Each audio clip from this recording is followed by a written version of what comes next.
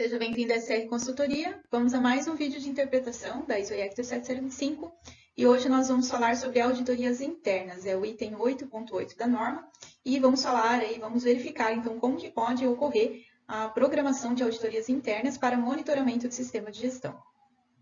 O requisito 8.8 vai nos trazer, então, qual a sistemática a ser estabelecida e atendida para a realização das auditorias internas do sistema de gestão do laboratório. As auditorias internas, elas têm o objetivo de verificar, primeiramente, o grau de manutenção, quando ela é uma auditoria inicial, que o laboratório, primeiramente, do grau de completeza da implementação do sistema de gestão, para ver se o laboratório implantou realmente, aderiu realmente e completamente todos os requisitos desse referencial normativo da ISO IEC 17025. No segundo momento, essas auditorias internas, então, vão ter o objetivo de verificar a manutenção e sempre verificando o grau de implementação de todos os requisitos e a sua completeza também. E a conformidade com esses requisitos. Então, são dois objetivos aqui, se vocês perceberem. Primeiramente, se estão todos implementados, todos os requisitos da norma, se cada requisito está, então, na sua completeza implementado, e também a conformidade da sistemática estabelecida pelo laboratório em relação ao requisito. Então, são dois objetivos aí que a gente tem para essas auditorias internas. Repetindo, então, ela acontece em dois momentos, né? Primeiramente, seria uma auditoria inicial, assim como a CGEC e Metro também tem a sua auditoria inicial para a acreditação do laboratório, e depois tem as suas auditorias de manutenção, no primeiro ano após a acreditação, e depois de 2 em 2 anos, na sua manutenção. Então, as auditorias internas é recomendável que seja em uma programação menor do que a da CGEC, para justamente verificar se está tudo ok. E a gente vai falar dessa periodicidade aqui para frente. Lembrando, então, que essa auditoria interna é para verificação da completeza do referencial normativo, né, de aderência à ISO IEC 17025. Vai precisar verificar, então, requisitos técnicos e os requisitos gerenciais igualmente. Um outro objetivo, então, da auditoria interna é verificar o grau de aderência com relação ao referencial normativo com as regras do próprio laboratório, né, da própria organização e também de todas as partes interessadas, ou seja, aquelas partes interessadas que a gente viu lá no item 5 sobre estruturas, que são aí os seus avaliadores, como órgãos regulamentadores, órgãos de inspeção, o próprio cliente, né? Às vezes tem algum requisito de base legal maior de algum órgão regulamentador. Então, todas essas são partes interessadas e o referencial normativo ISO IEC 17025, como a gente já viu lá no início, ele então vai verificar também a aderência a esses requisitos todos que o laboratório estabelece lá no seu escopo de acreditação em atender, né? Estão vinculados às atividades do escopo de acreditação. Vamos às considerações que a norma traz, então, para cumprimento desse requisito. A primeira questão seria a programação, né? Periodicidade estabelecida do programa de auditorias internas. Então, a realização das auditorias internas não podem acontecer por acaso ou para ser apenas pontual e corrigir algum desvio. Elas precisam ser pré-estabelecidas, elas precisam ser programadas com uma periodicidade já estabelecida e também de forma planejada, né? O que vai auditar e quem vai auditar e quais as responsabilidades deverão responder dentro de cada processo. Cabe ao laboratório estabelecer se a programação vai ser semestral, anual, bianual, aí é com o laboratório. No entanto, é sempre recomendável, como eu comentei, que a manutenção da CGEC, no primeiro momento após a acreditação, ela é anual e depois ela é bianual, né? Então, a cada 2 anos eles vêm verificar a manutenção, então. Neste caso, a gente sempre recomenda, né, que o programa de auditoria ele corra pelo menos anual, pelo menos uma vez por ano seja realizado uma auditoria interna em todo o sistema de gestão. Com relação ao planejamento, então precisa ter um plano ali para organizar como que vai proceder a auditoria, né? Então, o que vai ser auditado, né? O escopo inteiro será auditado? Então, se for uma auditoria inicial, é recomendável que se audite, então, o escopo todo, para checar, então, a completeza, o grau de aderência daqueles requisitos técnicos relacionados às atividades do laboratório, né? Lembrando, atividades sempre, ensaios, calibrações, amostragem. Esse plano de auditoria ele tem que ser estabelecido também com antecedência, alguns dias antes da realização da auditoria. Então, uma questão, o pessoal faz um pouco de confusão entre programa e plano de auditoria. Então, programação é quando essa auditoria vai acontecer, de quanto em quanto tempo, né? E como ela vai acontecer, vai auditar tudo de uma vez ou não. O plano de auditoria é o que será auditado, né? E quem vai responder ao quê. né? Em que datas vão acontecer, em que horários vão acontecer e de que forma será, vai ser de forma remota, vai ser de forma presencial. Hoje nós temos a possibilidade de auditar parte aí dos escopos à distância. Temos aí tecnologia suficiente para isso. Isso também deve ser organizado, planejado, estabelecido e acordado antes entre auditor e auditado. Terceiro ponto seria o relato, né? Essa auditoria ela deve ser relatada, não só os resultados, mas o decorrer, né? Como foi cada planejamento de cada processo auditado, como ocorreu. Deve ter esse relato, então, detalhado, e depois o resultado, o fechamento do resultado da auditoria,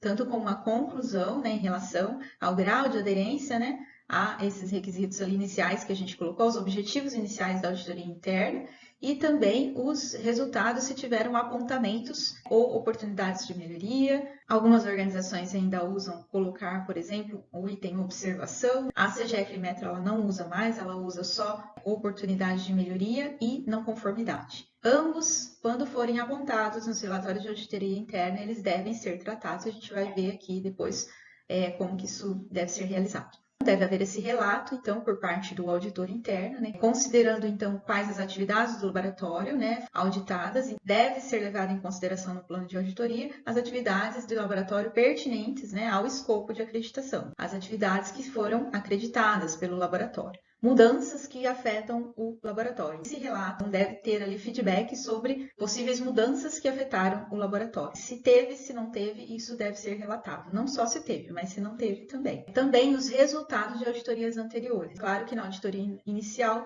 não terá ali resultados de auditoria anteriores, né? Não terão nem ações de implementação, nem apontamentos para serem relatados. Mas a partir dessa, deve ser levado em consideração possíveis apontamentos anteriores e as ações decorrentes deles, né? Se foram tratadas, se não foram, se foram acompanhadas, se foi avaliada a eficácia, principalmente, né? E qual o fechamento de tudo isso. Então, esses 3 pontos que eu estou colocando aqui no relato do auditor é crucial aí para que se cumpra com esse requisito também, ok? E ainda as considerações com relação à finalização de forma completa desse requisito. Então, o relato ele deve ser transmitido à gerência pertinente do laboratório. Lá no início, né, no item estruturas, novamente aqui, recobrando o que a gente tratou lá, a gente falou sobre comunicação, sobre os resultados, a comunicação dos resultados. A gente vai falar no próximo item também, que é o 8.9, análise crítica pela gerência. Então, a gerência agora, ela é considerada a direção maior da empresa. Neste caso do laboratório, né, ele pode ser uma unidade dentro de uma organização maior, mas ele vai ter uma gerência, ali, uma direção, de repente, para a qual a gerência do laboratório, ela se reporta. Então, é dessa direção maior que a gente está falando, a gerência pertinente, ou seja, aquela gerência que ela é estratégica. Por que essa gerência tem que ser informada dos resultados? Porque ali vão ter ações, né? Provavelmente vão ter apontamentos, né? E sempre a gente quer que não tenha, né? Claro, né? O auditor, ele vai ser, eu sempre digo que o auditor, ele vai buscar conformidades, mas não inconformidades. Mas é comum, né, gente? Apontamentos ou ainda oportunidades de melhoria, seria até estranho, né? Uma primeira auditoria e não ter nada para apontar. É muita perfeição para um primeiro momento, né? E nós vivemos de melhoria contínua, né? De evolução. Então, é raro de acontecer, pelo menos na primeira auditoria, não ter nada, não ter nenhum apontamento, nenhuma observação. E mesmo que não tenha nada, tá tudo bem, parabéns, excelente. No entanto, vai ter a conclusão do relato que não teve nada. E essa conclusão, esse resultado, ele deve ser transmitido, então, à direção maior da empresa, porque são eles que estabelecem, né, os responsáveis pelo comprometimento, né? Nós falamos também do comprometimento da direção com esse referencial normativo, com a acreditação do laboratório. Então, essa gerência deve saber para que ela possa garantir, assegurar, porque é dela essa função, que se cumpra, então, ali as correções, as ações corretivas que precisam ser realizadas por conta dos resultados dessa auditoria, porque é para isso que se faz a auditoria, né? Para monitorar e ver, dar feedback de como está, né? E se tiver alguma coisa para melhorar, precisa ser colocada em prática, a gente já vai falar aqui que é o segundo item aqui de consideração. Então, o laboratório ele deve implementar as correções e ações, se necessárias, né? Se houverem a serem feitas depois desse relato, então, de resultados. E também, né, sempre reter os registros. Quais registros? Todos. Desde a programação, plano de auditoria, o relato de resultados e os demais registros aí que foram correntes do processo de auditoria. Deve tudo ser guardado, retido, né, pelo tempo necessário estabelecido aí pelo laboratório. Como recomendação, a ISO IEC 17025 coloca a ABNT NBR ISO 19011, tá? A CGEC Inmetro, ela trabalha com a mesma referência de programa de auditoria. A ABNT NBR ISO 19011 seria a norma indicada aí para o laboratório se basear, tanto para a contratação do seu auditor interno, né, quanto para organização dessa auditoria interna. Então, lá vai falar como que deve correr todo o processo de auditoria interna, né, desde a programação dela até o final da realização, né, uma reunião inicial, como deve correr, uma reunião final, o processo de auditoria como um todo, o que deve ser levado em consideração. Então, a 19011 é um bom referencial e é utilizado pela CGEC Inmetro, então a gente também recomenda, né? Seria isso, então, programação de auditoria interna também é algo muito profundo, né? Nós temos também cursos ali de auditor interno, se alguém se interessar, pode nos procurar. Essa formação, nós temos formação em EAD e a gente tem formação também em company, online, né? Se precisar, e também no modo presencial.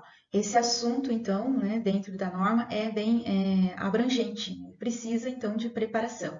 Então, voltando só um pouquinho na questão, então, de capacitação, né? Esse auditor, ele deve ser capacitado. A norma, ela vai trazer ali as recomendações também, neste caso. E a CGEC Inmetro também tem os seus documentos orientativos de realização dessa auditoria interna, da contratação desse auditor, mas é o laboratório que estabelece ali o que é necessário nessa capacitação para que ele faça a contratação desse auditor interno para conseguir aqui atender a ISO IEC 17025. Então, de início, né, eu já coloco aqui para vocês que é necessário, né, pelo menos 16 horas de capacitação em auditor interno, seja qualquer curso de auditor interno, não precisa ser específico da 17025. No entanto, esse profissional ele deve ter pelo menos 16 horas de capacitação na interpretação da ISO IEC 17025. Isso é crucial, é necessário.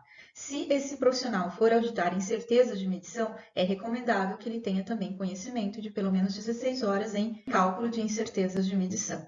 Então, essas são as recomendações mínimas, e aí no restante, esse profissional ele precisa estar capacitado com relação às especialidades que ele vai auditar no laboratório. Nem sempre é fácil conseguir um auditor especializado em 17025, com o curso de auditor interno, que seja feito conforme a 19011, por exemplo, que é recomendável por esse referencial normativo. Então, é bem complicado, às vezes, achar um profissional assim todo pronto, né? No entanto, a organização ela pode formar os seus próprios auditores internos, não tem problema nenhum. Ela pode ter o seu quadro de sua equipe de auditores internos tranquilamente. O que não pode é que esse auditor interno da própria organização audite o seu próprio processo. Isso a 19011 não permite. E relacionado às demais especificações, esse auditor ele vai precisar, então, ter, né, uma formação adequada àquele escopo que ele vai auditar, né? Então, por exemplo, se for um escopo de serviços de calibração na área elétrica, então, no mínimo, esse auditor ele vai ter conhecimento ali de vivência, experiência de aplicação desses conhecimentos, ou ele vai precisar ter um técnico ali em elétrica ou uma engenharia elétrica. Então, essas especialidades são importantes. É necessário na maioria dos casos, ter uma formação naquela área, depende da área. A gente tem área, como eu disse para vocês, que só atuam profissionais que têm registros, né, nos seus devidos conselhos. Então, nessas áreas, sim, é recomendável que esse especialista, se ele vai auditar aquele escopo, ele tenha conhecimento daquela área, mas não necessariamente precisa ter o registro, ele precisa ter conhecimento, vivência, experiência, saber o que ele está fazendo. Então, a norma, ela não vai falar exatamente, em todos os casos, quais são essas especificações. Então, quem vai determinar isso é o laboratório que vai formar ali o seu procedimento lá do item 6.2, gestão de pessoal, né? Capacitação do pessoal, a gente já tratou sobre isso. O que vai precisar ser requerido para a contratação desse auditor. E lá também eu já comentei um pouco dessa capacitação específica aqui que eu estou comentando agora, por isso eu não vou detalhar tanto aqui, ok? E também precisando de informações, nos procure, né? Converse com a gente tira aí as dúvidas que forem necessárias. Até mais! No próximo vídeo, nós trataremos o item 8.9, análise crítica da gerência. Curta, comente, compartilhe os nossos vídeos e continue recebendo mais dos nossos conteúdos nas suas timelines.